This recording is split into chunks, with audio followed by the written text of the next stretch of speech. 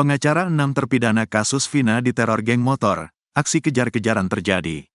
Insiden tak mengenakan dialami pengacara 6 terpidana kasus Vina Cirebon, bernama Gary, seusai ia bertemu dengan sejumlah orang dari Lembaga Perlindungan Saksi dan Korban alias LPSK. Bahkan, teror yang dialami pengacara 6 terpidana kasus Vina Cirebon tersebut sampai terjadi aksi kejar-kejaran. Kasus kematian Vina Cirebon dan Eki hingga kini memang masih menjadi perdebatan antara pembunuhan atau kecelakaan, meski sudah ada putusan pengadilan. Diketahui, Vina adalah gadis 16 tahun asal Kampung Samadikun, Kecamatan Kejaksan, Kota Cirebon, Jawa Barat, yang tewas bersama kekasihnya, Eki, di Jalan Raya Talu, Kecamatan Talun, Kabupaten Cirebon, Jawa Barat pada Sabtu tanggal 27 Agustus tahun 2016. Keduanya disebut menjadi korban penganiayaan geng motor. Satu di antara advokat yang tergabung dalam tim kuasa hukum 6 terpidana kasus Vina Cirebon bernama Gary mengurai cerita menegangkan saat diteror geng bermotor. Usut punya usut, teror tersebut terjadi usai tim kuasa hukum terpidana kasus Vina Cirebon melakukan pertemuan dengan LPSK. Usai pertemuan dengan LPSK, Gary mengaku mendapat teror menakutkan. Pria yang tergabung dalam advokat Peradi DPC Bandung itu dikepung komplotan yang tak dikenalnya. Waktu hari Selasa pulang dari hotel, ngumpul sama anak-anak soal LPSK. Dari sana sekitar pukul 16 waktu Indonesia Barat kemudian di Jalan Gunung Jati. Masih aman, ucapnya dilihat tribunnewsbogor.com dari YouTube Ferry, Jumat, tanggal 16 Agustus tahun 2024. Kejadian menegangkan itu dialami Gary saat masuk jalan kawasan rumah sakit Pertamina. Gary mengaku kaca mobilnya diketuk pria berboncengan sepeda motor. Pas mau arah RS Pertamina, ada motor mendekati saya. Posisinya samping setir mobil dia ketuk-ketuk kaca, dua orang nyuruh minggir, bebernya. Dan ada motor PCX putih depan, ada motor Beat depannya, komplotan, sambungnya. Melihat situasi yang tak beres, Gary memutuskan untuk putar arah. Pas mau makam Gunung Jati saya putar balik. Terus saya masuk Villa Intan 2. Kemudian di area warga saya parkir, tuturnya. Dia langsung ngejar, lalu saya masuk mobil lagi, tambahnya. Beruntung, kata Gary pada saat itu ada truk yang mengadang. Di saat itu papasan sama truk, saya bablas, paparnya. Mereka tertahan, beruntung ada mobil polisi, saya dempetin, ungkapnya. Dia masih ngejar, saya masuk tol pelabuhan, jelas Gary. Kendati demikian belum terkonfirmasi siapa komplotan tersebut dan tujuannya apa melakukan penghadangan ke Gary. Susno Duaji mengaku diuntit atas perintah Kapolres usai jadi saksi ahli Saka Tatal. Ex-Kabareskrim Polri, Komjen Pol Purn Susno Duaji mengaku adanya upaya penguntitan terhadap dirinya setelah menjadi saksi ahli dalam sidang peninjauan kembali, PK, mantan terpidana kasus Vina Cirebon, Saka Tatal. Hadirnya Susno sebagai saksi ahli dalam sidang PK Saka Tatal itu juga sebagai bentuk upaya Susno untuk mengangkat derajat Polri. Namun, nyatanya timbal balik yang didapat Susno justru dibalas dengan aksi penguntitan. Tak hanya itu, polisi yang mengantarkan Susno untuk mencari makan siang saat sidang Saka Tatal juga diperiksa oleh Propam. Susno pun mengungkap penguntitan dilakukan atas perintah Kapolres berpangkat AKBP yang berinisial R. Namun, tentang siapa sebenarnya sosok R ini, Susno masih enggan membeberkannya. Untuk level bawah itu yang saya sedih, kok enggak berubah ya, kenapa enggak berubah? Masa saya diuntit atas perintah AKBPR, kata Susno dilansir Tribun Jakarta, Jumat, tanggal 16 Agustus tahun 2024. Susno menegaskan bahwa tak semua anggota Polri bisa menjadi saksi ahli dalam sebuah persidangan. Tidak semua anggota Polri bisa jadi ahli dan keterangan saya mengangkat Polri. Saya jelaskan masalah penyidikan, penyelidikan. Kok saya ternyata diuntit? Polisi yang saya tanya di mana rumah makan Empal Gentong dan ngantar saya ke rumah makan Empal Gentong. Abis ngantar saya diperiksa oleh Propam. Setelah diperiksa dia lapor ke saya bilang atas perintah siapa?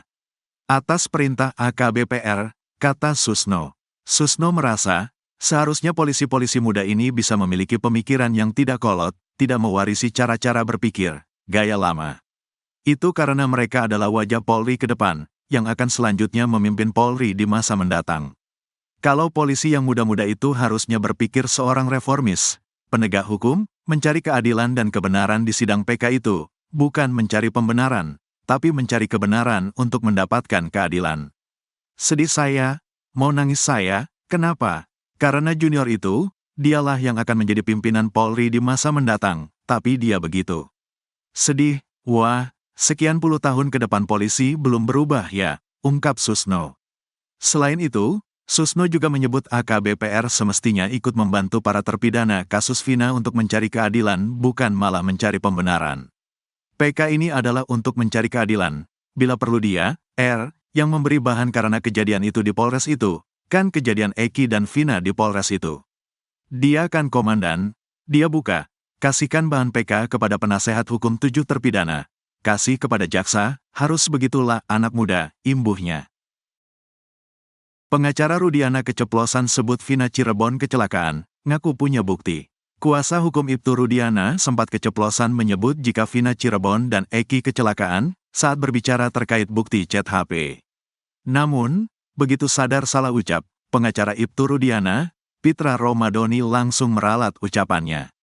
Kasus kematian Vina Cirebon dan Eki hingga kini memang masih menjadi perdebatan antara pembunuhan atau kecelakaan, meski sudah ada putusan pengadilan. Diketahui, Vina adalah gadis 16 tahun asal kampung Samadikun, Kecamatan Kejaksan, Kota Cirebon, Jawa Barat, yang tewas bersama kekasihnya, Eki, di Jalan Raya Talu, Kecamatan Talun, Kabupaten Cirebon, Jawa Barat pada Sabtu tanggal 27 Agustus tahun 2016. Keduanya disebut menjadi korban penganiayaan geng motor. Pengacara Ibtu Rudiana Pitra Romadoni keceplosan saat bicara soal ekstraksi chat di HP Vina. Pitra keceplosan menyebut kalau Vina dan Eki tewas karena kecelakaan. Namun Pitra pun buru-buru mengklarifikasi pernyataannya itu. Pitra Romadoni meragukan keaslian isi chat yang diekstraksi dari HP Vina. Bahkan ia mengaku punya chat utuh dari hasil ekstraksi tersebut. Sebab isi chat dari ekstraksi HP Vina itu sudah ada dalam berkas tahun 2017 lalu. Saya punya lengkap datanya, bukan hanya sepotong-sepotong. Kalau mereka mau fair tampilnya semuanya, jangan hanya satu lembar, kata Pitra Romadoni dikutip dari Cumi-Cumi, Kamis, tanggal 15 Agustus tahun 2024. Namun Pitra Romadoni masih enggan membeberkan isi chat tersebut. Ia berdalih bahwa ada percakapan intim di dalam chat tersebut. Kalau saya bongkar nanti mempermalukan salah satu pihak yang punya chattingan itu, kata Pitra. Kemudian Pitra juga menyoroti soal waktu yang terdapat dalam isi chat. Kalau berdasarkan hasil otopsi, keterangan itu pukul 1 waktu Indonesia Barat diotopsi, kata Pitra Romadoni. Pitra Romadoni pun keceplosan saat menjelaskan waktu penemuan Vina dan jasad Eki di flyover Talun. Ia tak sengaja menyebut kalau Vina dan Eki malam itu kecelakaan dan jatuh. Karena dia itu pada waktu kecelakaan, bukan, pada waktu jatuh itu, yang tergeletak itu, dia itu masih kejang-kejang si Vinanya, si Eki sudah meninggal, dan itu pukul 22 waktu Indonesia Barat, kata Pitra. Sementara itu menurut Pitra, berdasarkan waktu chatting, pukul 22.14 waktu Indonesia Barat, Vina masih mengirim pesan.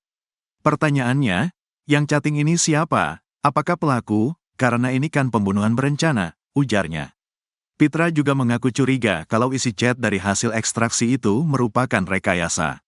Ekstraksi yang dimunculkan mereka, saya juga meragukan itu, karena bukti digital forensiknya mana? Saya juga sudah tanya Roy Suryo, kata dia. Sementara itu, menanggapi isi chat tersebut, pakar telematika Roy Suryo mengatakan kecil kemungkinan kalau ekstraksi itu merupakan rekayasa. Tidak mudah untuk melakukan rekayasa chat, tandasnya.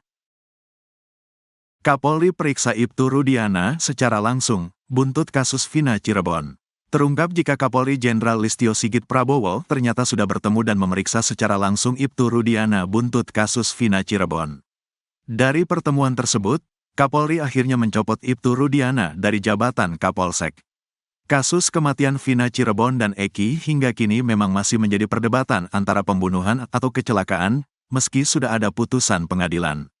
Diketahui, Vina adalah gadis 16 tahun asal kampung Samadikun, Kecamatan Kejaksan, Kota Cirebon, Jawa Barat, yang tewas bersama kekasihnya, Eki, di Jalan Raya Talu, Kecamatan Talun, Kabupaten Cirebon, Jawa Barat pada Sabtu tanggal 27 Agustus tahun 2016. Keduanya disebut menjadi korban penganiayaan geng motor. Ibtu Rudiana sebelumnya merupakan Kapolsek Kapetakan, Polres Cirebon Kota. Rudiana diperiksa oleh Kapolri Jenderal Listio Sigit Prabowo usai kemunculannya di media beberapa waktu lalu. Muncul ke publik, Ibtu Rudiana didampingi puluhan pengacara. Belakangan kemunculannya di publik justru jadi blunder bagi Rudiana. Sebab ia sempat mengaku siap sumpah pocong, namun saat ditantang Saka Tatal malah tak muncul. Setelah itu Ibtu Rudiana pun tak pernah muncul lagi ke publik selain para pengacaranya. Rupanya Rudiana sudah diperiksa langsung oleh Kapolri dan pejabat utama di Mabes Polri. Informasi itu disampaikan oleh mantan Kabareskrim Komjen, Purn. Ito Sumardi. Pemeriksaan terhadap Rudiana itu sudah dilakukan sejak seminggu lalu.